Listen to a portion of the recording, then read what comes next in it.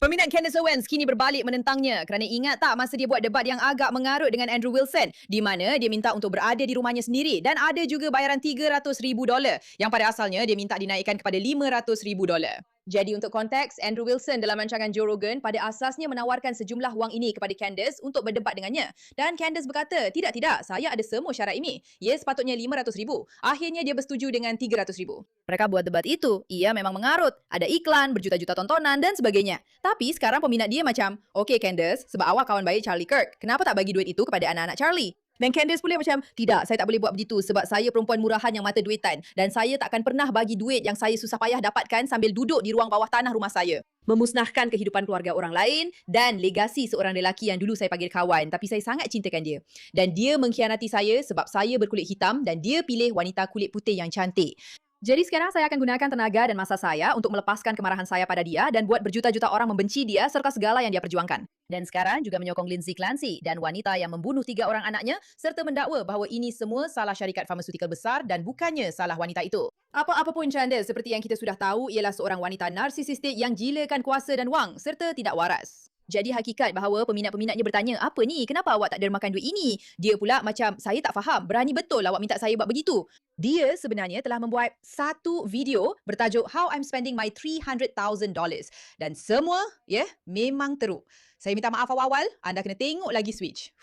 Jom kita mulakan. Secara tiba-tiba, sebaik sahaja saya kata saya akan ambilnya. Jadi pertama sekali, dia takut. Ada duit di atas meja. Dan itulah kesilapan saya. Saya takut dan tak ambil duit itu. Kemudian, saya ambil duit itu. Tepat sekali, apa yang awak tawarkan ialah $300,000.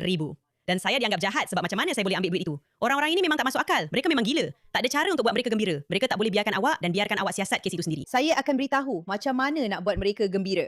Berhenti cuba nak hancurkan legasi Charlie Kirk. Diam saja, hentikan podcast awak dan teruskan berpura-pura jadi ibu yang baik kepada anak-anak awak yang entah macam mana akan awak rosakkan sebab sifat narsis awak yang jelas. Dan salah satu perkara paling teruk untuk seorang anak ialah mempunyai ibu yang narsis. Dan keluar dari ruang awam. Tiada siapa antara kami yang mahu dengar tentang awak lagi. Itulah cara kami semua akan bahagia. Ya, maaf nak cakap Candice. Awak faham. Duit ada di atas meja. Dan kemudian mereka memarahi awak kerana ambil duit itu. Dan mereka semua terus berkata, Candice perlu tubuhkan tabung amanah untuk Erica Kirk. Seperti orang-orang selain daripada Michael Knowles, orang yang saya betul-betul benci, semua berkata serentak bahawa saya perlu derma duit ini dan tubuhkan tabung amanah untuk anak-anak Charlie. Dan kemudian orang ramai secara rawak memberitahu saya apa yang patut saya buat dengan duit itu.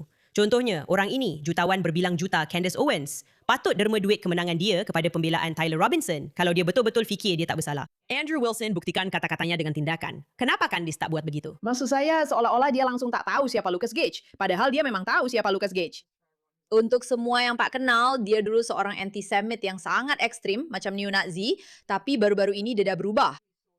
Dan dia dah tinggalkan cara lamanya. Sekarang dia bercakap tentang bagaimana dia dulu sangat ekstrim dan sebagainya. Sekarang dia jadi suara yang rasional dan bercakap tentang orang macam Candice. Saya hampir 1000% pasti yang Candice memang tahu siapa Lucas. Maksud saya, siapa orang ini? Siapa orang ini? Inilah jenis perkara yang dia selalu buat. Dan satu lagi bukan pelik pun kalau orang tengok Candice dan cakap, hey, awak buat macam-macam dakwaan, kononnya awak satu-satunya yang kena pertahankan Charlie. Jadi kenapa tak buat sesuatu untuk lindungi anak-anak Charlie? Sekarang, saya memang sokong orang kalau mereka buat duit dari sesuatu, mereka memang berhak buat duit. Awak tak perlu derma semua duit yang awak dapat, sudah tentu tidak. Tapi Candice berpura-pura seolah-olah dilema moral ini terletak pada orang lain sebab mereka menilai dia dan bukan sesuatu yang dia patut hadapi. Menjijikan. Macam. Saya tak pernah secara terbuka menawarkan Tyler Robinson untuk mengulas semua perkara ini dan berkata, saya akan buktikan kepada orang ramai bahawa saya fikir dia tak bersalah. Saya akan beri mereka 300. Saya tak pernah buat begitu. Saya tak buat perkara-perkara macam itu. Itu bukan apa yang saya lakukan. Saya bukan jenis yang suka bermegah-megah. Dan tiada sesiapa pun yang tahu sedikit pun tentang keuangan akan sebodoh itu untuk membelanjakan wang hanya untuk berbual dengan seseorang yang sentiasa berdebat secara percuma.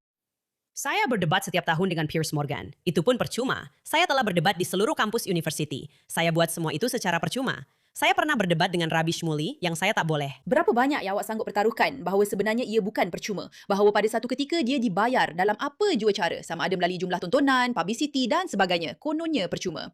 Dan untuk pengetahuan, saya juga benci duit yang tak berkualiti. Dan di Piers Morgan pun secara percuma. Jadi sangat menarik sebenarnya. Sepanjang hidup saya, semua orang ini hanya menghubungi saya dengan baik dan hormat untuk meminta debat. Tiada siapa perlu tabur duit merata-rata. Begitulah caranya. Saya pernah jadi host debat. Tiada wang terlibat. Ini unik kerana Turning Point USA memang sangat benci saya. Dan awak perasan tak berapa ramai orang yang minta untuk berdebat dengan Candace? Ramai, puluhan pengulas politik yang besar dan berpengaruh telah berkata, Candace, jom bincang tentangnya. Dan dia tolak semua permintaan itu. Dia buat seolah-olah dia seorang yang sentiasa gembira untuk berdebat dengan sesiapa sahaja.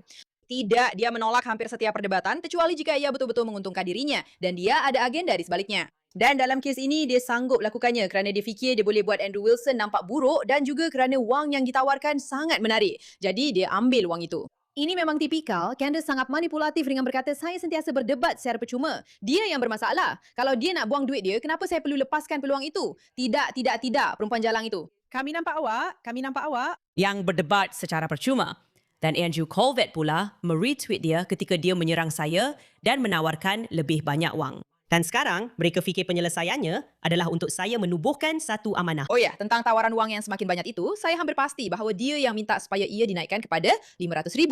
Kemudian dia batalkan dan ia turun kepada RM300,000. Saya tak pasti 100%, tapi saya hampir yakin. Jadi sudah tentu dan mereka menawarkan semakin banyak wang kerana sebahagian besarnya adalah permintaan dia. Hebat betul cara dia memanipulasi maklumat. Untuk anak-anak Charlie, yang mana pada satu sisi, saya tahu ia bukan, tapi rasanya macam pengubahan wang haram. Organisasi yang memburu saya, awak mahu saya kemudian berikan wang itu kepada orang yang akan mengawalnya. Yang pada mulanya, sudah tentu, ialah Erika. Maksud saya suka cara dia jadikan ini sebagai pengubahan wang haram kan? Ya, sudah tentu. Jadi derma kepada anak-anak kawan baik awak, kononnya, yang telah meninggal dunia atau lebih tepat lagi, dibunuh. Itu akan jadi pengubahan wang haram sebab Turning Point USA jelas sekali. Mereka hanya mahu lakukan perkara secara haram.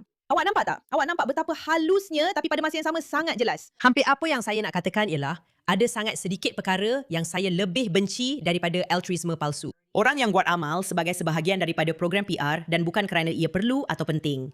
Dan anak-anak Charlie Kirk dah jadi jutawan berbilang juta semasa dia masih hidup. Dan itu bertambah selepas kematiannya. Ramai orang buka amanah, kumpul duit. Perkara terakhir yang anak-anak Charlie Kirk perlukan ialah lebih banyak duit. Apa yang mereka perlukan ialah seorang ibu atau bapa yang stabil. Dan malangnya, saya tak boleh beri mereka itu kan? Saya tak boleh beri mereka itu. Ibu tak nak duduk di rumah. Ayah tak boleh duduk di rumah. Dan satu perkara yang mereka perlukan bukanlah sekumpulan influencer menggunakan mereka sebagai bahan perbualan dan mencadangkan bahawa 300,000 lagi boleh memberi perbezaan. Dan seperti yang saya katakan, ada sesuatu tentangnya yang rasa tak selesa. Seolah-olah orang yang menghantar seseorang untuk memburu awak kini cuba mencipta kempen tekanan rakan sebaya supaya awak pulangkan semula duit itu. Saya tak boleh terima perkara itu. Jadi sebaliknya, apa yang saya ingin umumkan tentang apa yang saya lakukan dengan wang saya setakat ini, apa yang saya telah putuskan, selain daripada hakikat bahawa saya memang pergi ke Waffle House hujung minggu ini, ialah saya akan menjaga orang-orang yang telah menjaga saya. Seperti yang organisasi ini tekankan, menghantar influencer adalah sebahagian daripada kumpulan sembang ini yang sedang bergabung. Protect Erika Kirk, orang-orang yang telah cuba membuat anak-anak kita rasa tidak selamat, yang mereka sokong, retweet dan beri sokongan. Saya akan menjaga orang-orang itu. Orang seperti kakak saya. Kalau awak nak organisasi yang akan dapat duit daripada saya, ia mestilah gereja Katolik. Paderi-paderi yang menjaga saya secara emosi ketika saya hampir hancur apabila saya sedar bahawa Charlie dan segala yang dia usahakan, dia telah dikhianati. Memang betul, Charlie telah dikhianati. Semua orang boleh nampak itu. Awak mengkhianati dia setiap hari bila awak buat perkara-perkara seperti ini. Awak mengkhianati siapa dia sebenarnya. Ya, saya sebenarnya tak boleh dengar sesiapa pun. Tapi kadang-kadang saya terfikir, adakah dia betul-betul percaya semua ini? Sebab kebanyakan perkara yang dia cakap, jelas sekali benda itu mengarut yang dia fikirkan dulu. Macam mana nak manipulasi cerita dan buat ia kedengaran menarik. Macam, adakah dia gila? Adakah dia betul-betul sah-sah benar-benar tak waras dan gila? Macam, saya nak pergi serang orang-orang yang... Menyokong saya hanya kerana saya tinggi. Ia sangat sukar untuk saya. Saya yang paling banyak menderita. Ya ampun Candace, pergilah urus hidup sendiri. Terima kasih atas perhatian anda perkara ini.